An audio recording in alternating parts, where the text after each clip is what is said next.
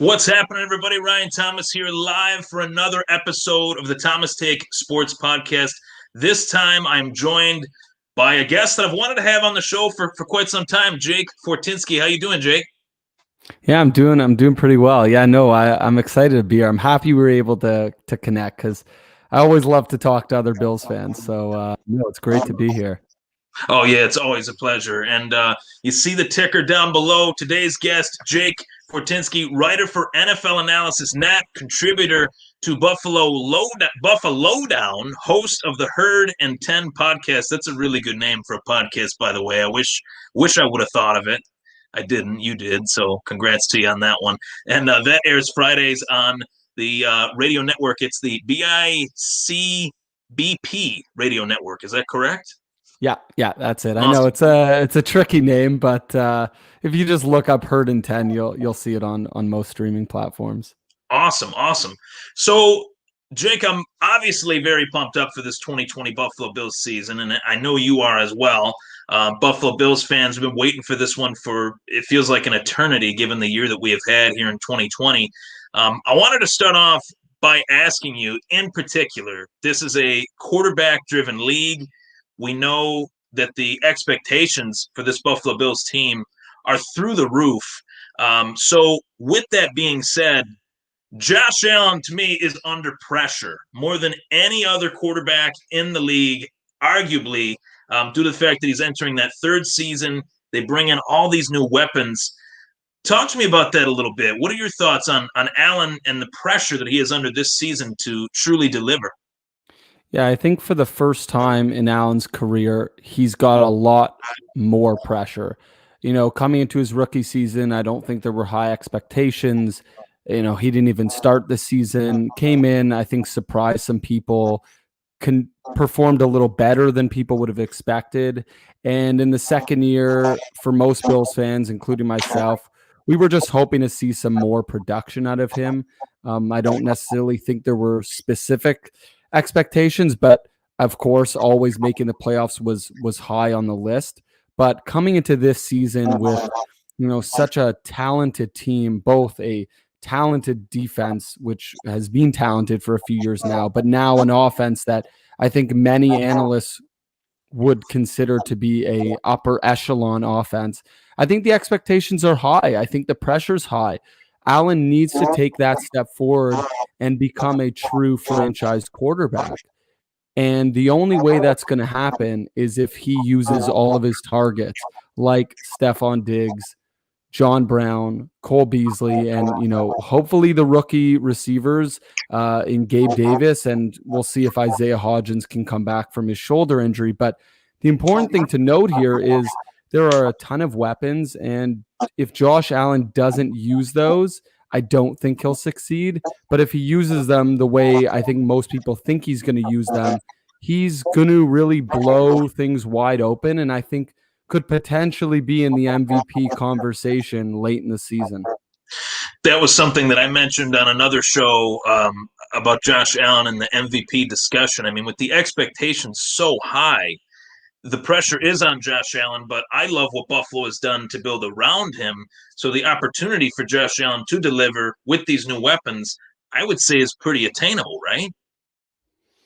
Yeah, I mean, I think it's reasonable to think that. Look, is he going to be a 5,000 passer? No, but I don't think it's out of the question that he could be in the high 3,000s, 36, 37, 3,800 yards passing, plus with his running ability, and especially noting having those types of receivers around him, he's probably going to have more opportunities to run. And of course, as a fan, I don't want to see him go down. I don't want to see him get hurt.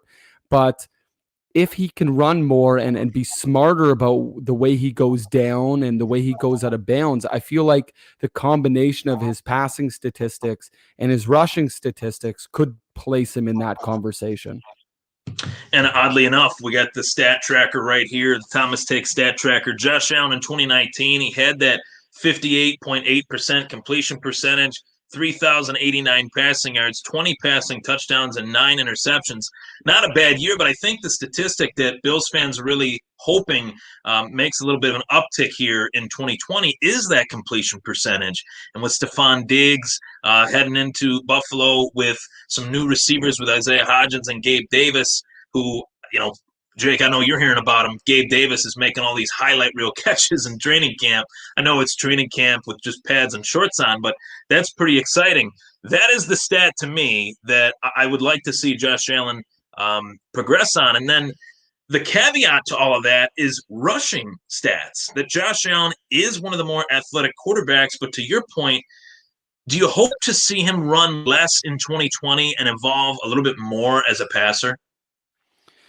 Yeah, I think we all want to see that. I think that to have a true franchise quarterback, and before I get into that, I want to mention obviously Lamar Jackson was incredible last year, and he's a run first type of quarterback. And some people might not agree with me, and they may say he's a pocket passer, but he is incredibly quick, and he relies on his footwork to run. And I think that running ability allows him to open things up downfield. And I think that we see something similar with Allen, that with the threat of him running, that naturally gives him better opportunities in the passing game. And if he can take advantage of that a little more than he has in the past, I think it's reasonable to believe that his passing statistics can increase, and more importantly, that his completion percentage can increase. And I think that comes down to not just Josh Allen. I think that, all the pressure shouldn't be placed on him. I think some of that should be placed on his receivers.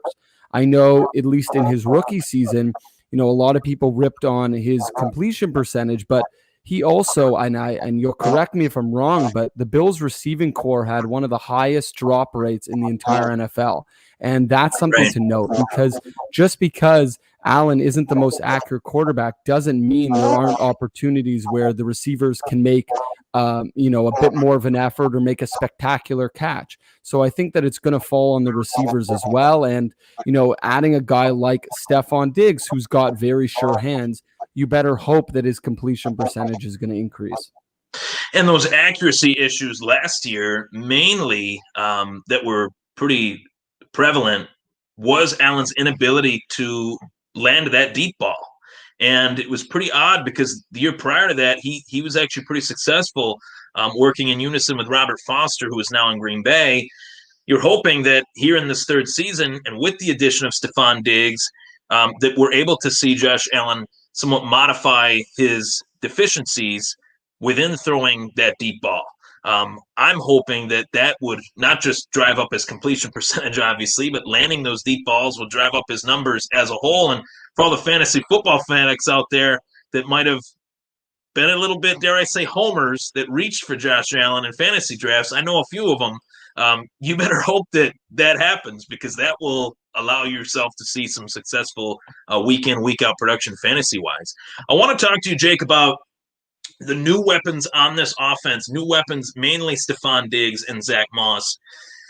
Dating back to that Houston Texans loss in the playoffs, the one takeaway from me is, what if Buffalo had a true wide receiver one on this team? What if they had a guy like a Stephon Diggs, like a DeAndre Hopkins, who they were playing opposite in that Houston Texans game, obviously? Now that they have that wide receiver one, what was your initial reaction to the Buffalo Bills bringing in a player like Stephon Diggs? First reaction was pumping the fist, super excited, having a true number one receiver, because although a lot of Bills fans, and including myself, love John Brown, he was an amazing addition. I think he probably performed at a higher rate than most people would have expected. Leading the AFC as a receiver is impressive, and it's something that shouldn't be forgotten. But he's not a true wide receiver one, and bringing in a guy like Diggs just changes the whole dynamic. And I want to mention that I think it actually helps John Brown, and I think it helps Cole Beasley, and I also think it helps Dawson Knox. I think it opens things up for them. John Brown, although performed incredibly well, there's no question that he's going to get, I guess, easier opportunities to make big plays. I think that when you have teams focusing on a guy like Stephon Diggs, I think there's going to be some large holes for a receiver of John Brown's caliber, and he's going to be able to take advantage. So whether he puts up the same numbers as last year, or if he at least is, or I should say, has an easier job of producing numbers, I think that that's important. So, yeah, I mean, Diggs is obviously an amazing weapon for the offense. He's an amazing option now for Josh Allen, but I think he actually really helps elevate some of the players around him and makes the receivers' jobs easier. Yeah, that's a great point. As far as having that true wide receiver one, we saw production out of John Brown and Cole Beasley last year without a wide receiver one. Now with a wide receiver one, being that decoy, being that guy that might draw some double coverage, game plans from our opponents, I think it's crucial that we see production from not just Stephon Diggs, but from everybody. This offense as a whole, going back to what you said about the defense being stout year in, year out since Sean McDermott took over, this offense really has to step up, because this can't be another season like last year where we're leaning on our defense so much and our offense just comes up short. Yeah, I think that's it's worth noting, right? The defense was impeccable last year, and you want them to be the same, but you don't necessarily want to be completely reliant on them, and you don't want to be in games where you have to win 17-14 and you have to make a crazy comeback, or 17-16 like the Jets. So I think that what we really want to see is a little more of a balanced team. We want to see that strong defense, but we also want to see our offense be able to take over games. And the Bills down the stretch have some really tough games against some offensive powerhouses. We got Kansas City coming up this year, and although it's at home and we'll see if there's fans there or not, regardless, the Bills are going to have to find a way to put up points if they want to compete with teams like that. 100%. My next question for you, I think it's one of the biggest questions for this 2020 season. Can the Buffalo Bills be the beasts of the AFC East again? Going back to those Super Bowl years where they went to those 4 straight Super Bowls, they were dominating the AFC East. They did have some competition with Miami, obviously, with one of the greatest of all time, Dan Marino, playing, head-to-head with Jim Kelly. But when you look at this division, Jake, do you see anyone as a threat to the Bills on paper? And if so, I think it's the elephant in the room. I want to hear what you have to say as far as who do you think is the true threat to the Bills in the AFC East? Yeah, I mean, look, firstly, I think that the Bills can be the beasts of the AFC East again, but I think the challenge becomes is you do have some other teams in the AFC East that people are sleeping on. Well, firstly, let's deal with the top team, which is New England. Until you beat New England and prove that you're the best, you're not the AFC East beasts, right? You need to take down the king. So the most important thing for the Bills right now is to stomp on the New England Patriots and make sure that they make it clear that they're the top team and they're the top dog in this division. Now, whether that's going to happen, I mean, I think that we're better on paper. There's no question we're better on paper, but they have Cam Newton. And although he's had some struggles the last couple of years, mainly due to injuries, it's hard to ignore what he did in the 2015 season. He was an MVP in the NFL, and he's not done. Hopefully he's not what he was, and he's just sort of a middling average quarterback. But if he's something better than that, I think that that's probably going to be the biggest challenge and the biggest hurdle for the Bills. But then I talk about a couple teams that people are sleeping on, and that includes the Jets and the Dolphins. I'm not too concerned, truthfully, about the Jets, just because I feel like they're a little bit of a dumpster fire right now. I think that they're a mess. I don't think that they've figured out some of their issues, and the issues that they had last season were in the receiving core, and they really didn't solve those problems. So for me, I think that they're still going to have troubles offensively, and obviously, even with a revamped offensive line, there's too much uncertainty there. So I'm not too concerned. It should be mentioned that obviously on their defense, they lost arguably their best player in Jamal Adams. And yes, they got a lot of draft capital, but if you're talking about something with this season, I don't see them as a threat. Now, the Miami Dolphins, on the other hand, could be a threat and a little bit of a sleeper just because they do have rookie Tua Tagovailoa, and with him, comes that potential. And even if he's not starting the season, there's definitely a high percentage chance that he's going to start at some point in the season, whether it's after 2 weeks or 4 or 5 weeks. We're probably going to see him. And if he's as good as a lot of people think, he may actually be able to make something happen, and he might be a legitimate threat to the Bills. So I think the biggest thing here is the Bills obviously need to take care of New England, but they also need to make sure that they don't let the Miami Dolphins sneak up on them like I think they might on some teams that don't expect that from them. You see it on the screen below. You can find him on Twitter at Jake Fortinsky NFL. Follow him. Obviously, very knowledgeable guy. I love the takes that you have. And you got your Twitter handle in the picture there too as well.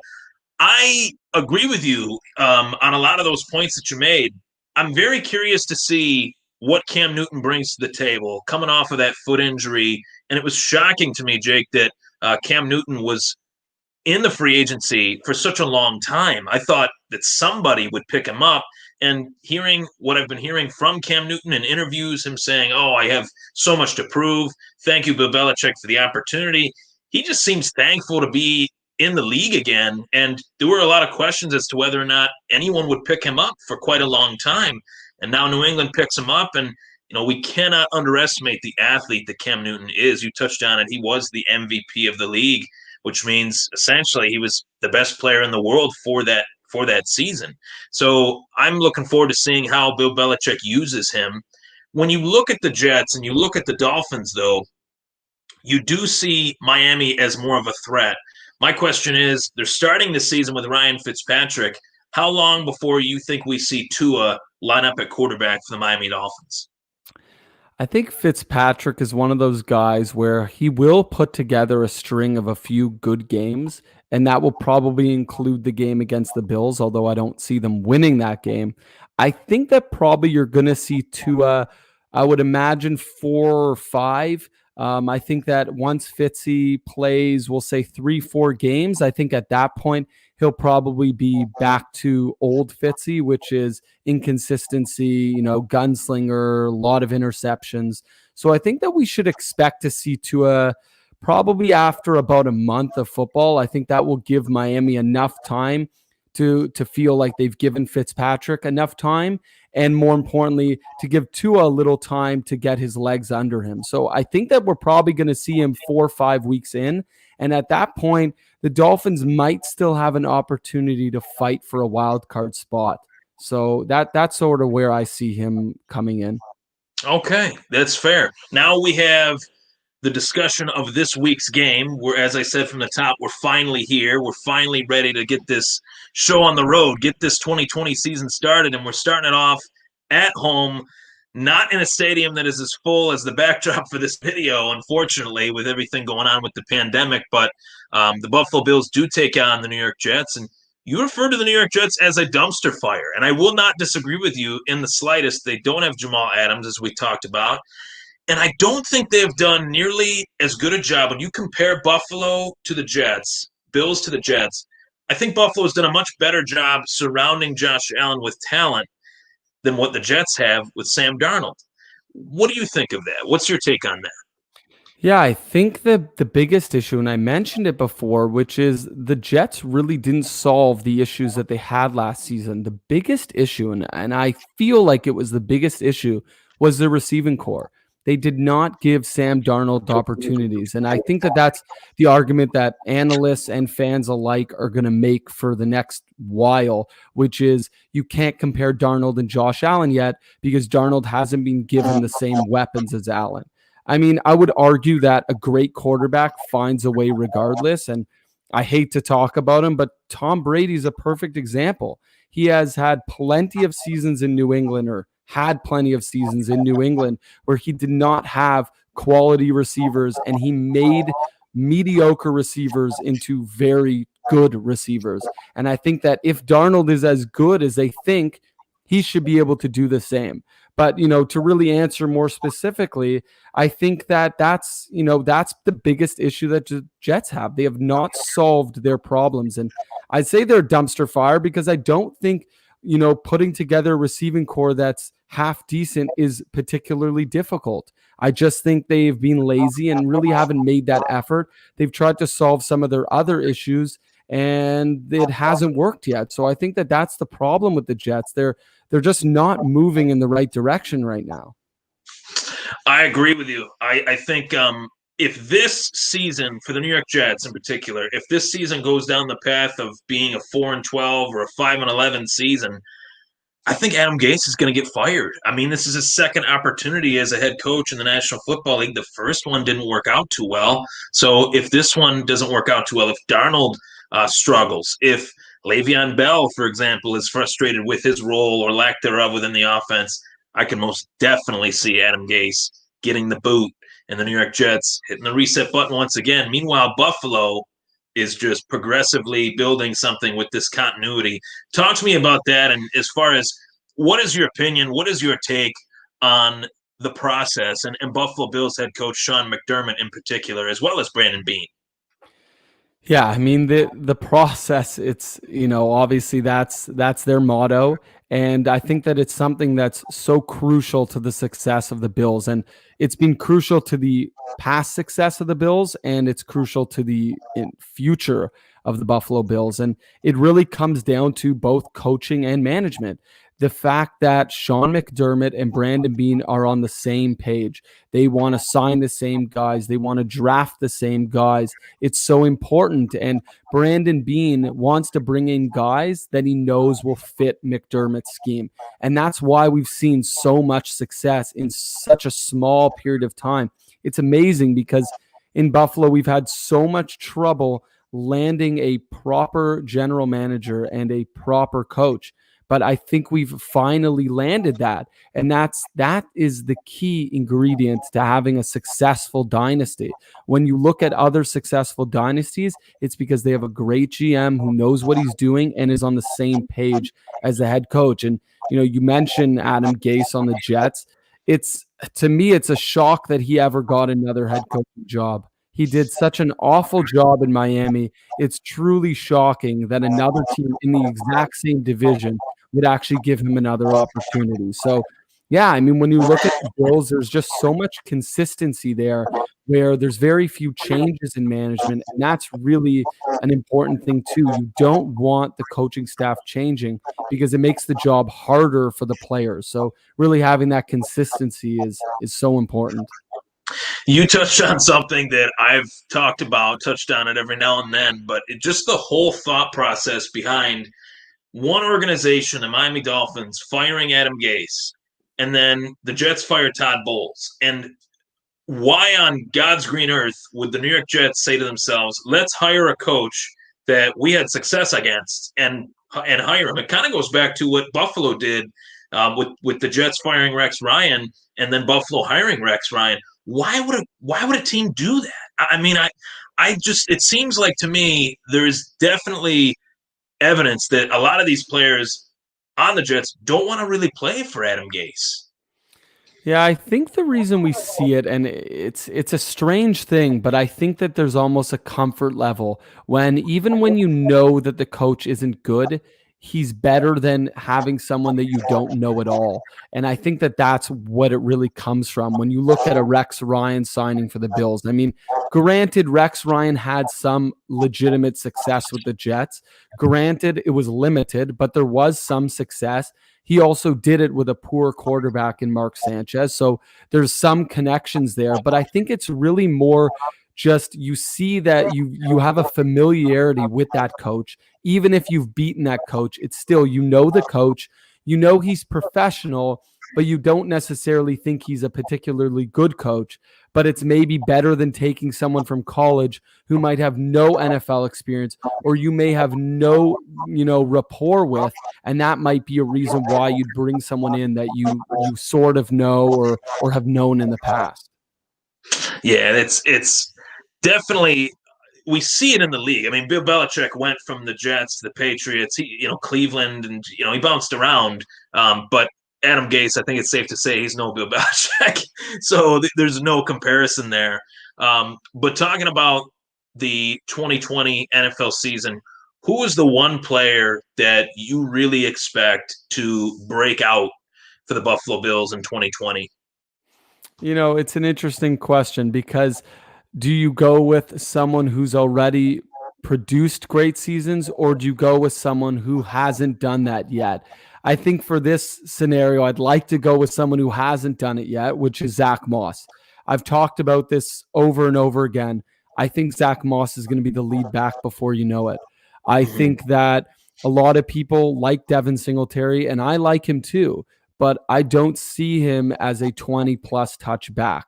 And for that reason, I feel like Zach Moss is perfectly suited to take the bell cow role in Buffalo. And if he's going to be the bell cow, he's going to get a lot of touches.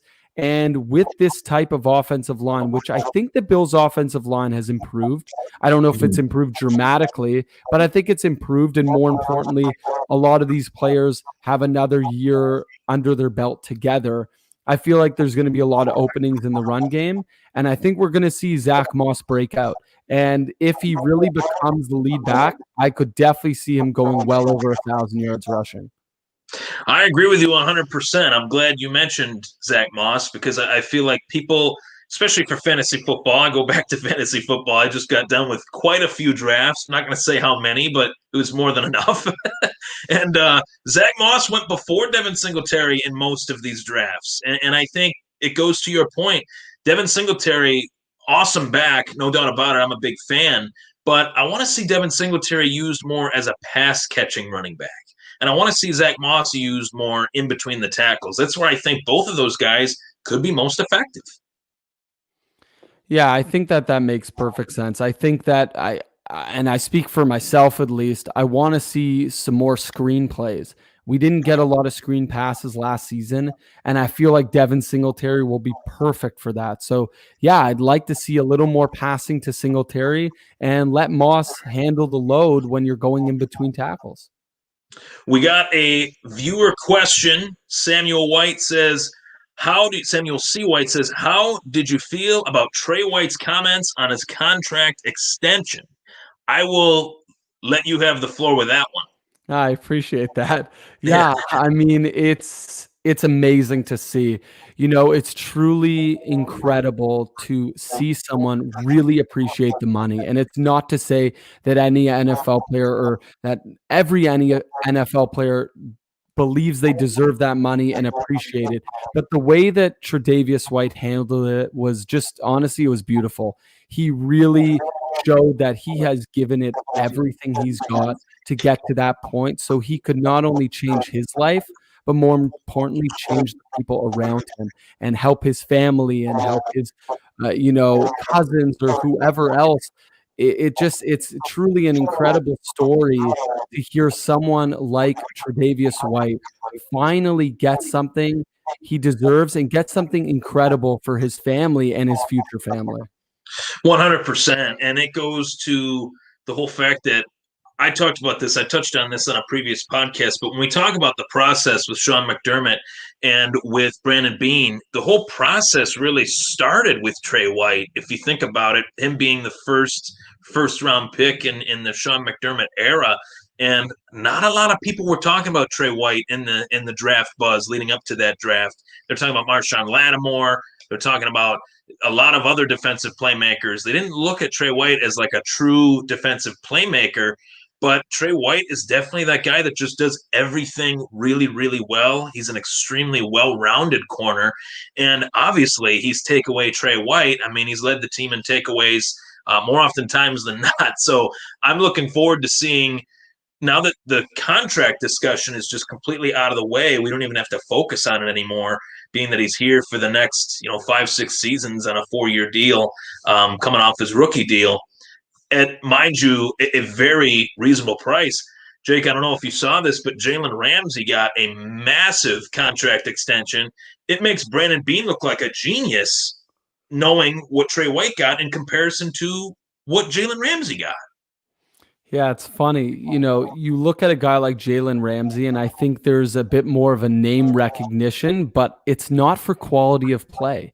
For a guy, he's got a big mouth, he's flashy, and he made a big mess, I guess, in Jacksonville. And it's unbelievable that he goes to the Rams and ends up getting a significantly higher contract to Trey White. More years, more money. And for me, yeah, I think it makes Bean look like a genius. In my opinion, Tre'Davious White is significantly better than Ramsey. And I know I'm a Bills fan, and a lot of people will say I'm biased, but look, is Trey White the best cornerback in the league? I'm not sure. I don't know. But he's certainly in the top 3. And there's no question that he is worth more money than Jalen Ramsey strictly because of his personality. I mean, I want to mention that not only did he talk about making that money for his family and all that other stuff, but when he was asked, I had to put that up there. That was a funny comment. Awesome. Not only did Trey White talk about his family and how hard he's worked to get to this point, and that it's not just about him, and gave respect to the players around him. But when he was asked, what are you going to do with the money? His answer is, I just want to play football. Like, I don't need to buy anything. I don't need anything. And to me, that screams like McDermott process player, and a player who works hard and is football focused. And I'm not saying Jalen Ramsey isn't a great player and isn't focused on football, but if you're asking me who deserves more money, there's no question Trey White deserves more money than Ramsey. And that doesn't mean that always happens, but when you talk about it, yeah, Bean is a genius. He signed Trey White for a lot of money still. He's making plenty of money, but it's less than a player that he's a lot better than. Right. I completely agree with you. And it goes without saying, Samuel White said it's his mouth. A lot of these guys, they create these brash personas and they have like this bravado.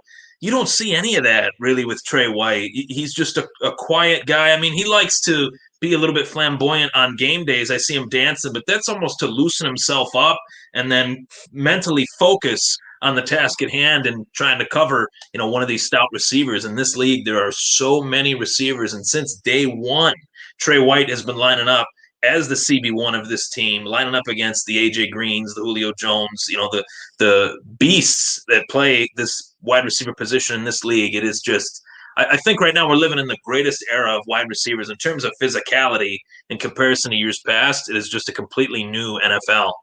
But Jake, thank you so much for joining me. I greatly appreciate it. Folks, if you want to follow Jake, follow him at J Fortinsky NFL. It's got a great show, Herd and 10. It's an awesome name. As I said from the top, wish I would have thought of it. But Jake, always a pleasure. And I look forward to doing this again sometime. Yeah, no, I really appreciate it for sure. I would definitely love to jump on again. This was awesome. Yeah, no, you're super knowledgeable, and it's always great just talking Bills. And I like some of those comments from Samuel. So it's this was a lot of fun. Oh yeah, I have to. There's comments that I get, and I'm like, maybe we won't post that one, but that one I was definitely posting. That was pretty funny. The mouth of Jalen Ramsey got him his contract, whereas the play of Trey White got him his. I think a lot of Bills fans would agree with me on that, especially. But yeah, Jake, thank you so much for the compliments, and check him out at NFL Analysis Net. He writes a lot of really good stuff for them as well. He's a contributor to the Buffalo Down as well. The host of the Herd and 10 podcast, which airs Fridays on the BIC BP network. And yeah, Jake, thanks for joining me, buddy. Take care and go Bills, right? Let's hope for a big win. Lastly, what is your score prediction for this week's game? Yeah, no, go Bills, and 24-10. I don't think they're going to go lights out on them, but I think that's going to be a convincing win. I like it. Hey, a win is a win. They win by 1 point or 50. I'm just hoping that I see Sam Darnold get put on his back a few times in this game. Exactly. But Jake, thanks for joining me, buddy. Take care. All right. Thanks a lot. Thank you. Folks, that was the Thomas Take Sports Podcast. I'm Ryan Thomas. Take care.